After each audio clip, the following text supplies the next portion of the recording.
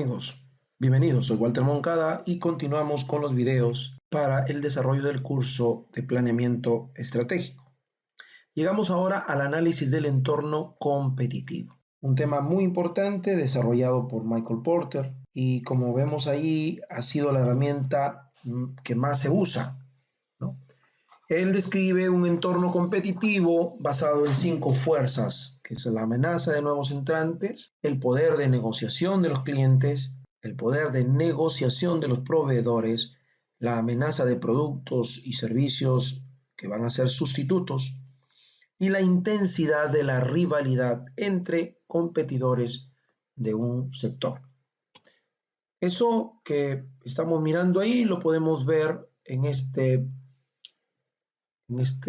imagen. Cada una de estas fuerzas afecta la capacidad de una empresa para competir en un mercado concreto. Si hablamos, por ejemplo, vamos a analizar la rivalidad. Cuando hay rivalidad entre las empresas de un sector, ¿qué nos indica la lógica?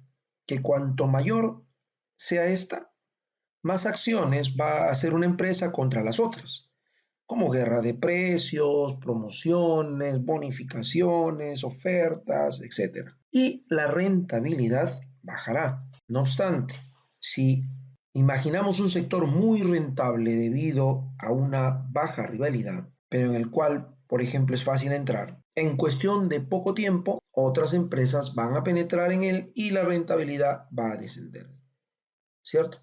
Sin embargo, si el sector que hemos tomado como ejemplo con una baja rivalidad estuviera protegido contra nuevos ingresos, aunque esto no va a ser suficiente, por lo menos va a impedir.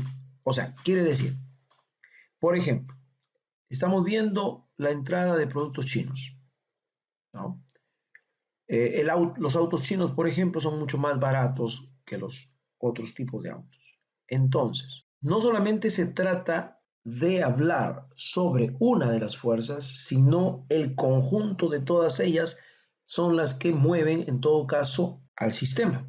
Si tomamos en cuenta, por ejemplo, a los proveedores o a los clientes, porque ambos van a tratar de quedarse con la máxima proporción de esta rentabilidad, el que logran o no su intento de apropiarse al margen de las empresas, la capacidad que tenga el proveedor o el cliente para negociar, va a mover tremendamente todo el mercado, ¿no? Hemos visto casos, por ejemplo, en que los proveedores imponen ciertas reglas que sus clientes deben cumplir, porque si no les retiran la venta.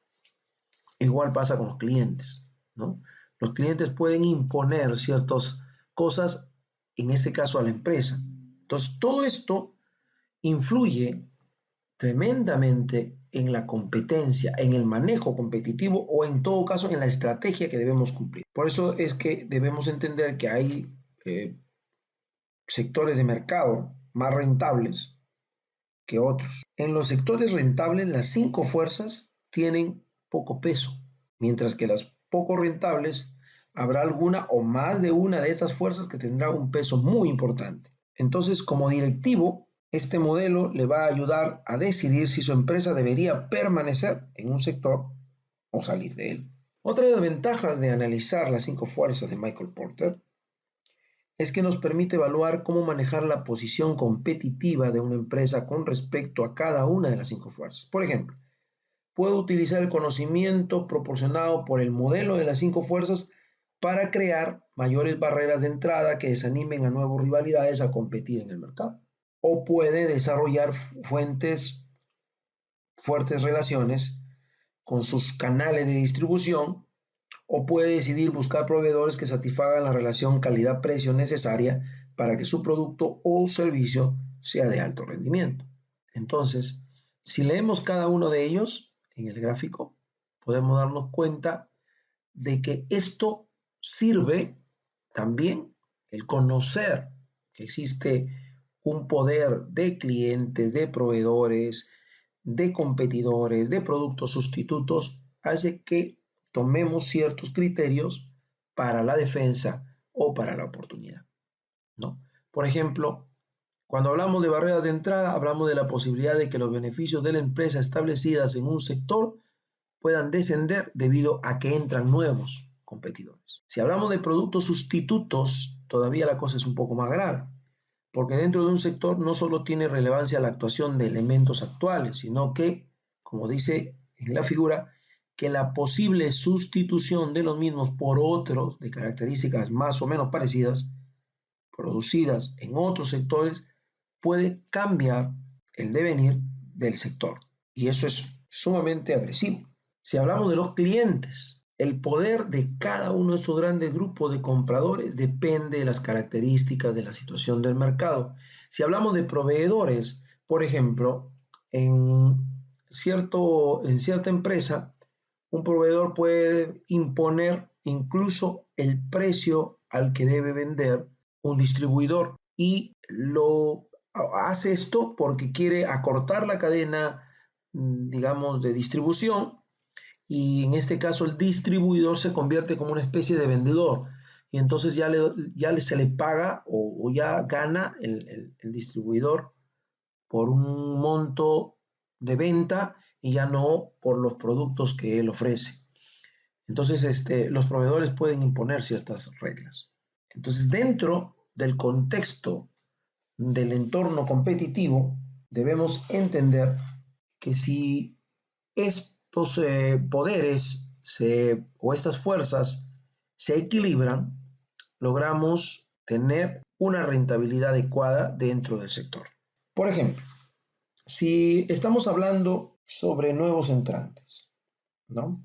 Si las barreras de entrada son altas y el nuevo entrante puede anticipar una dura revancha de los competidores existentes, la amenaza de entrada será baja y esto pues va a desalentar a nuevos competidores. Hay 6 fuentes principales de las barreras de entrada. Una son las economías de escala, es decir, a la reducción de costos de producción cuando aumenta la escala de producción. Pero eso es muy relativo, ¿eh? Porque en el manejo de costos yo puedo elevar mi producción y aparentemente he bajado mis costos, pero no se está refiriendo a eso. Puede haber diferenciación del producto cuando los competidores existentes se benefician de una fuerte imagen de marca, de fidelidad de los clientes. Otra fuente principal de barrera de entrada es la necesidad de capital, o sea, la necesidad de invertir muchos recursos financieros para competir. También, si el mercado está de alguna manera cerrado producto de esa situación. También puede ser costos de cambio de proveedor. O sea, esta barrera se crea si existen costos adicionales que deben asumir los compradores al cambiar de proveedor, por ejemplo. Algunas penalidades que se puedan imponer dentro de la negociación con ellos. Acceso a los canales de distribución es otra fuente de barrera de entrada. La necesidad por parte de un nuevo entrante de asegurar la distribución de su producto puede crear una barrera de entrada. Otra fuente de barrera de entrada es la desventaja en costos independientes de la escala. Es decir, algunos competidores pueden poseer ventajas que son independientes del tamaño o de las economías de escala. Entonces puede ser porque yo tengo propiedad del producto, el acceso favorable a las materias primas, el subsidio del gobierno, las políticas gubernamentales favorables, etc. Vamos a mostrarles algunos ejemplos para tener un poco mejor la idea de lo que implica cada una de estas 5 fuerzas. Por ejemplo, en barreras de entrada, lo que ya habíamos mencionado, economía de escala, beneficios no atractivos en el sector ya está en una etapa de madurez, ¿no? Como ven, cuando el sector en cuestión atraviesa la etapa de madurez, la rentabilidad obtenida en el mismo ya es muy baja. Ese serían ejemplos de barreras de entrada. También tenemos diferenciación de producto, como ya mencionamos, la inversión en capital, la marca. También tenemos ejemplos de la negociación de los clientes. Por ejemplo, miren lo que dice ahí, concentración de las ventas. Ahí el ejemplo está bastante claro, ¿cierto? Cuando las ventas están concentradas, ¿cierto? Es decir, acaparan el mercado ciertos clientes. Los productos no diferenciados. Ahí dice bien claro, en los sectores en los que el producto es estándar, los clientes ejercen una mayor presión en los precios porque el costo para ellos de cambiarle el proveedor no es excesivo. La amenaza de compradores de integración hacia atrás, como pueden ver ahí, en el caso de sectores en los que el cliente puede fabricar el producto que compra o realizar determinados servicios por sí mismo.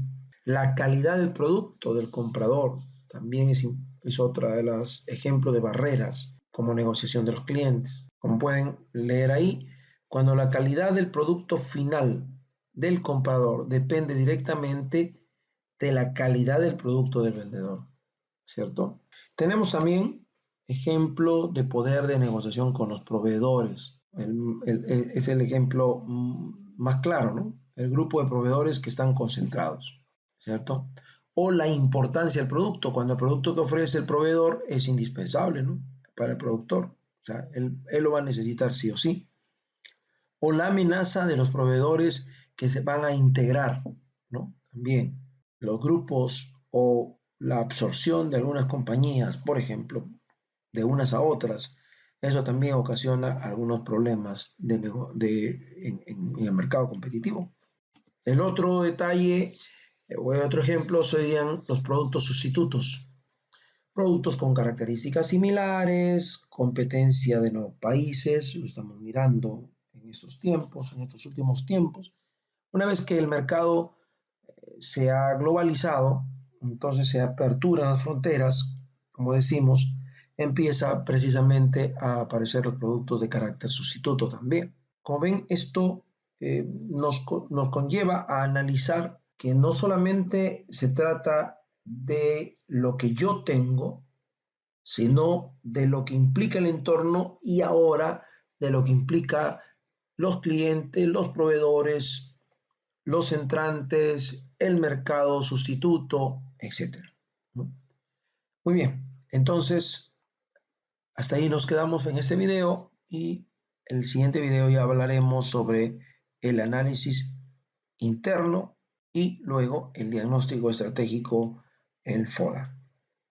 Muchas gracias y hasta la próxima.